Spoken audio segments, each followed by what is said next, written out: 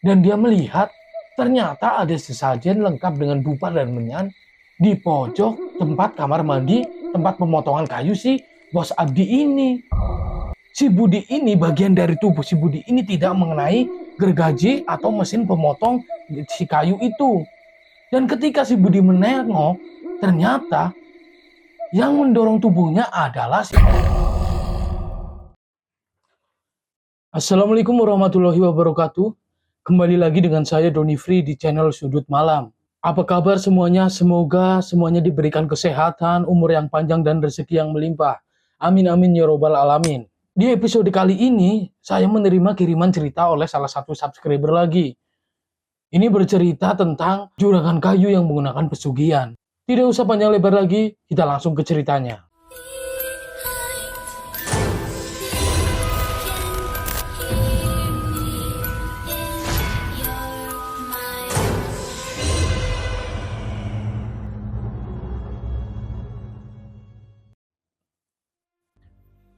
Abdi adalah seorang pemuda berumur 30 tahun. Dia merupakan anak tunggal dan dia belum menikah. Pada saat itu, dia hanya tinggal berdua dengan ibunya yang sudah tua. Keadaan ekonomi membuat si Abdi ini selalu sakit hati karena omongan tetangga dan cacian dan lain sebagainya. Si Abdi ini kesehariannya hanya bertani di kebun. Dan kita tahu berapa sih hasil dari kerja di kebun. Paling mentok pada saat itu di kampungnya Abdi, dia hanya mendapatkan penghasilan 30.000 per hari. Dan 30.000 itu harus bisa mencukupi biaya makan dia dan ibunya. Ibunya si Abdi ini sudah tua. Pernah suatu ketika si Abdi ini tidak bekerja. Karena memang bekerja sebagai kuli di kebun, tidak setiap hari ada kerjaan. Tentunya dia harus berlibur dan menunggu sampai nanti ada orang yang menyuruhnya lagi untuk bekerja di kebun. Di suatu ketika, ibunya si Abdi ini pergi ke warung. Dan si warung ini mempunyai anak yang sepantaran dengan si Abdi, yaitu bernama Budi. Tapi karena Budi ini terlahir oleh orang yang kaya, dia pun pada usia yang sama dengan si Abdi, dia sudah memiliki usaha tempat pemotongan kayu. Karena letak geografisnya, banyak sekali tumbuhan kayu-kayu besar di desa si Budi ini. Ibunya si Abdi ini datang ke warung milik orang tua si Budi. Dia bertujuan ingin membeli beras. Tetapi pada saat itu ibunya si Abdi ini tidak membawa uang. Dan ternyata ketika dia sedang berada di warung si orang tua si Budi, Abdi ini lewat. Lalu ibunya si Abdi pun meminta tolong Abdi untuk mengambilkan uang di rumah. Dan sesampainya si Abdi kembali ke warung tersebut, ternyata dia hanya membawa uang 7.000 rupiah. Dan tentu saja untuk membeli beras dan lauk itu kurang. Akhirnya ibunya si Abdi ini pun hutang kepada orang tua si Budi. Tetapi secara tiba-tiba si Budi ini mengeluarkan kata-kata yang sangat menyakiti hati si Abdi. "Bu, ibu kan punya anak sudah dewasa. Kok beli beras aja sama beli lauk ngutang? Emangnya anak ibu nggak kerja toh? Nggak guna banget bu, punya anak kayak gitu. Mending suruh dia pergi aja bu, daripada menjadi beban ibu."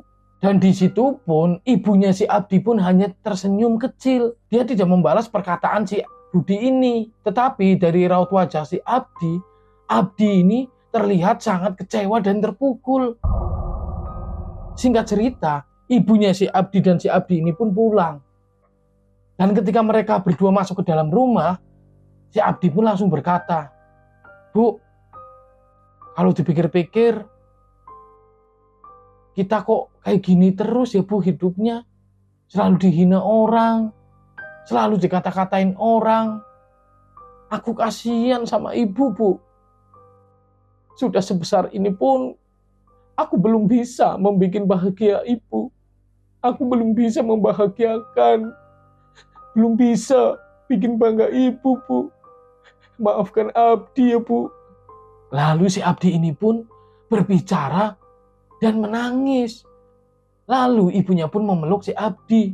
Mungkin ini karena emosi terpendam atau keluh kesah terpendam di hati Abdi dikeluarkan. Makanya si Abdi ini pun sampai menangis. "Udah nak, kamu itu jangan berpikir seperti itu. Dengan ibu memiliki anak yang soleh sepertimu saja yang nurut kepada ibu, Ibu sudah sangat bersyukur. Ibu bahagia. Ya walaupun hidup kita cuman kayak gini, apa adanya. Tetapi nggak apa-apa. Ini kan sudah digariskan sama yang kuasa. Kamu jangan ngomong kayak gitu lagi ya. Bu, pokoknya Abdi janji Bu. Abdi bakal berusaha lebih keras lagi biar bisa membahagiakan ibu. Abdi bakalan mengangkat derajat ibu. Abdi janji Bu. Abdi nggak tega ngeliat ibu dihina-hina terus, disakiti terus walaupun hanya lewat kata-kata Bu. Bu, izinin Abdi buat merantau ya Bu. Kamu nggak usah ngerantau. Kamu nggak kasihan sama ibu. Ibu ini udah tua loh. Nanti kalau terjadi apa-apa sama ibu kamu nggak di rumah gimana? Ibu jangan ngomong kayak gitu Bu. Maka dari itu, ibu sudah tua dan aku belum bisa membahagiakan ibu. Makanya aku harus berpikir bagaimana caranya aku membahagiakan ibu di umur ibu yang sudah tua ini. Tolong Bu, izinkan Abdi merantau ya Bu. Abdi janji, gak bakal lama-lama. 2 tahun, Abdi bakalan kembali lagi. Ya sudah, kalau memang itu keputusanmu. Tapi kamu di sana hati-hati. Harus jaga diri. Jangan lupa kamu setiap bulan harus kirim surat sama ibu ya, kasih kabar. Karena di zaman itu belum ada handphone. Dan alat komunikasi pada saat itu masih menggunakan surat melalui pos. Dan singkat cerita, akhirnya si Abdi ini pun berangkat merantau.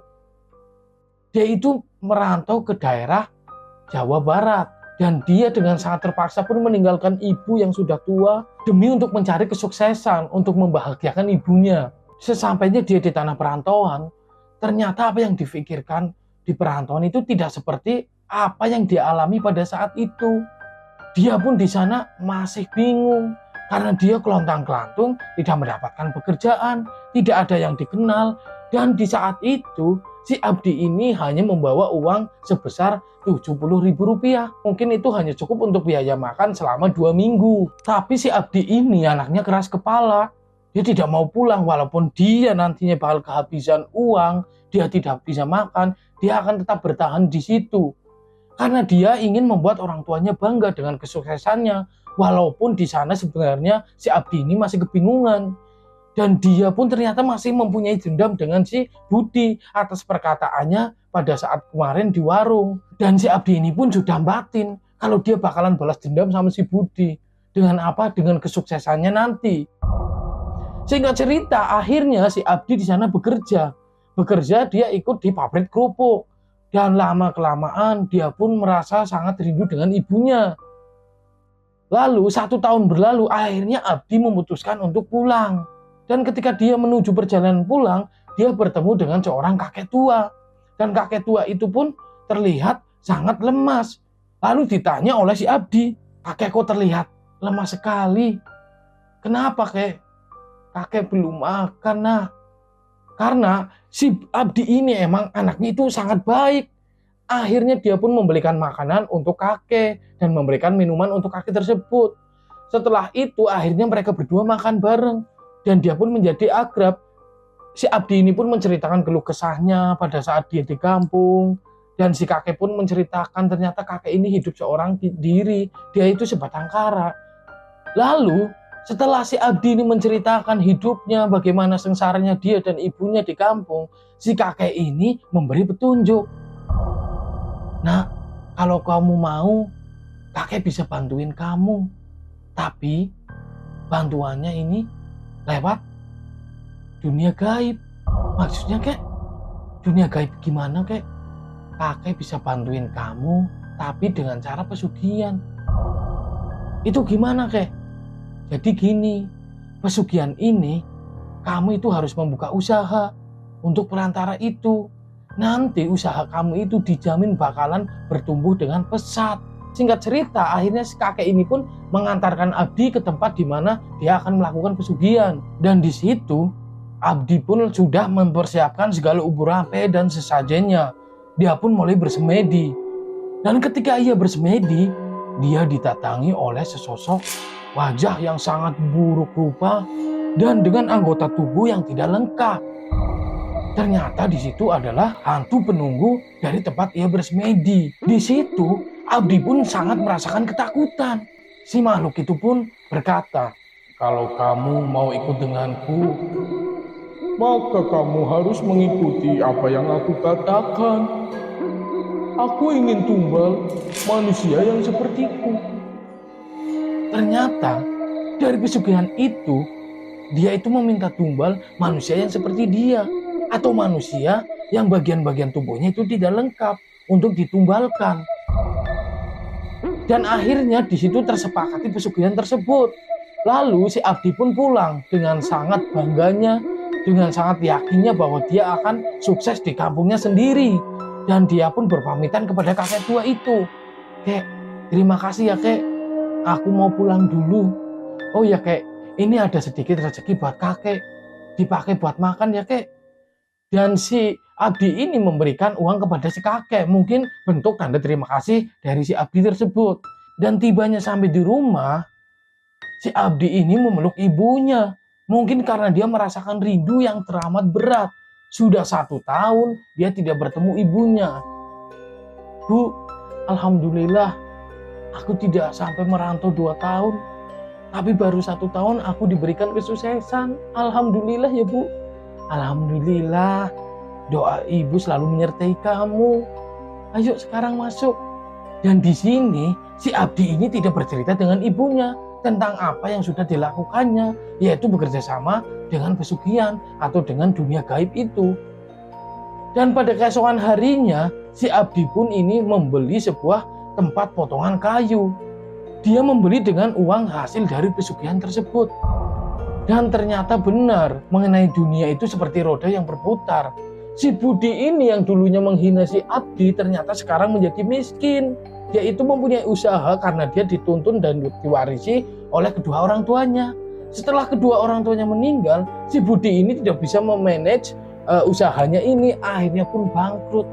Dan lalu sekalian mesin yang ada di dalam tempat pemotongan si Budi ini pun dibeli oleh si Abdi. Dan di situ si Budi pun ditawarin Abdi untuk bekerja di tempat pemotongan kayunya. Karena si Budi ini sudah tidak memiliki penghasilan dan tidak memiliki usaha, akhirnya si Budi ini pun mau. "Kenapa ya? Dulu kan aku jahat sama si Abdi. Tapi Abdi sampai sekarang pun masih tetap baik, masih suka menolong aku." Dan si Budi ini tidak tahu kenapa si Abdi itu bisa baik kepadanya. Ternyata ada rencana di balik rencana. Singkat cerita, 2 bulan pun berlalu. Tempat pemotongan kayunya si Abdi ini pun berkembang sangat pesat. Dan dia sudah memiliki 1 cabang di desa sebelah. Pada suatu hari, pada malam Jumat Kliwon, semua karyawan si Abdi ini pun pulang ke rumah. Tetapi tidak dengan si Budi. Budi, sini Bud." "Gimana mas?" Bud, aku mau kasih kamu bonus. Kamu mau nggak?" "Ya jelas mau, tapi ada syaratnya." "Syaratnya apa mas?" "Kamu jangan pulang, kamu harus lembur. Tenang, kamu nggak sendirian kok, aku bakal temenin kamu." Tetapi pada saat si Budi ini ingin ke kamar kecil atau ke kamar mandi, dia itu merasa heran karena dia merasakan bau kemenyan dan bau dupa. Akhirnya si Budi ini pun mencari di mana sumber bau dari kemenyan tersebut. Dan dia melihat ternyata ada sesajen lengkap dengan dupa dan menyan di pojok tempat kamar mandi, tempat pemotongan kayu si bos Abdi ini. Lalu dia pun kaget karena tiba-tiba si bos Abdi ini langsung menabok pundaknya. "Bud, astagfirullahaladzim." "Aduh, si bos ngagetin aja." "Kenapa Bud? Kamu kaget, kamu bingung lihat itu?" "Iya bos, itu buat apa ya?" "Bukan buat apa-apa, udah ayo kembali kerja." Dan di situ si Budi pun belum menaruh curiga dengan si bosnya. Dan mengenai sesajen dan bau kemenyan itu, dia pun langsung melupakannya. Dan akhirnya si Budi ini pun kembali bekerja. Dan ketika si Budi ini sedang mendorong kayu ke dalam mesin itu untuk memotongnya, tiba-tiba ada yang mendorong tubuh si Budi. Brak! Dan untungnya pun si Budi ini, bagian dari tubuh si Budi ini tidak mengenai gergaji atau mesin pemotong si kayu itu. Dan ketika si Budi menengok, ternyata yang mendorong tubuhnya adalah si Abdi, si bosnya sendiri. Lalu si Abdi ini pun langsung mendekati Budi kembali dengan tersenyum dan tertawa dengan begitu bengisnya. Lalu si Budi pun bingung. Dia menatap wajah si Abdi ini dan melihat matanya seperti bukan si bosnya sendiri, karena dia terlihat begitu bengis. Dia pun mencoba menyadarkan si Abdi ini. Bos, apa yang bos bakal lakuin, bos? Bos, sadar bos, astagfirullahaladzim, bos. Tetapi si Abdi ini tidak berhenti. Justru dia lebih cepat mendekati tubuh si Budi, lalu memegang tubuh si Budi dan melemparkannya ke mesin pemotong itu. Jebret! Di situ pun si Budi pun berteriak meminta tolong dengan kesakitan. Tolong. Ternyata tangan si Budi ini pun terpotong oleh mesin pemotong kayu itu. Lalu tidak berhenti di situ saja. Si Abdi ini pun kembali memegang tubuh si Budi, lalu mengangkatnya dan melemparkannya lagi. Brak! Dan kali ini kaki dari si Budi terkena gergaji mesin itu. Dan kaki si Budi ini pun akhirnya terpotong. Tangan dan kaki si Budi itu terpotong. Mesin yang tadinya digunakan untuk memotong kayu sekarang berpindah menjadi pemotong tangan dan kaki si Budi. Dan mesin itu pun berlumuran darah. Dan di situ Budi pun masih meminta tolong sambil berteriak-teriak. Dan si Abdi ini seperti tidak ada rasa takutnya. Dia kembali mendekati si Budi dan dia kembali mengangkat tubuhnya. Dan ternyata ada 3 orang yang mendengar teriakan dari si Budi ini. Dan 3 orang ini pun penasaran. Dia pun langsung menuju teriakan itu. Dan di situ 3 orang tersebut melihat si Abdi ini sedang mengangkat tubuh si Budi. Dan ketika mereka bertiga ini datang dan berencana untuk mencegah si Abdi, ternyata itu semuanya terlambat. Si Abdi ini sudah terlanjur melempar tubuh si Budi ke potongan kayu itu. Buah! Dan di situ terlihat isi dari semua perut si Budi keluar, darah, usus dan lain sebagainya. Dan di situ suasana pun langsung semakin mencekam. Dan ketika si Abdi ini sadar ada 3 orang tersebut, dia pun mengejar 3 orang itu. Tetapi si 1 orang ini berinisiatif memanggil warga dan tidak lama kemudian akhirnya warga pun bisa berkumpul dan mengangkat si Abdi. Dan sementara si Budi ini sudah meninggal dunia di tempat dengan keadaan tubuh yang terpotong-potong atau sudah tidak utuh. Lalu singkat cerita, akhirnya si Abdi ini pun dibawa ke kantor polisi. Dan ketika dia ditanyai di sana, dia pun jujur. Ternyata si Abdi ini menyimpan dendam dengan si Budi. Dan si Abdi ini menjelaskan dendamnya dengan si Budi ini karena si Budi ini sering menyakiti hatinya dan menyakiti hati ibunya. Makanya dia membunuh. Dan dia pun menjadikannya si Budi ini tumbal pesugihan. Yang seperti di awal cerita tadi saya ceritakan. Bahwa dari setan si pesugihan itu meminta tumbal orang atau manusia yang bagian tubuhnya tidak lengkap atau terpotong-potong. Dan setelah kejadian itu pun 2 bulannya ibu dari si Abdi ini meninggal dunia. Dan si Abdi ini dipenjara selama 40 tahun. Dan cerita pun berakhir.